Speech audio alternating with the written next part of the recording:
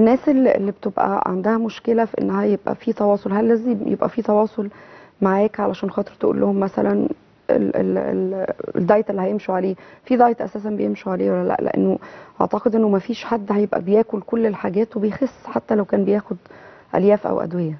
بصي، انا وظيفتي ان انا طبعا ليه بقول للناس ان احنا ما بنعملش دايت بالمعنى المفهوم اللي هو الربع رغيف وحته الجبنه والبيضه، لان هو بياخد حاجات مساعده. يعني في الاول والاخر احنا بنديله حاجه مساعده، بديله وجبه غذائيه اللي هي الالياف الطبيعيه، فبيبتدي هو شبعان، فحتى الاكل لو قدامه مش هيقدر ياكل.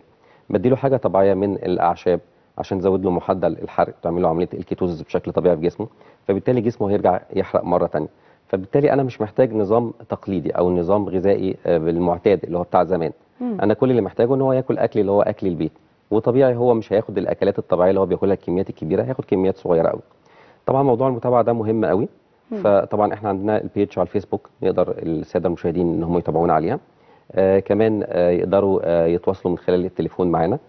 كمان لينا ويب سايت www دكتور خالد عبد العزيز، يقدروا برضو ان هم يخشوا على الويب سايت بتاعنا.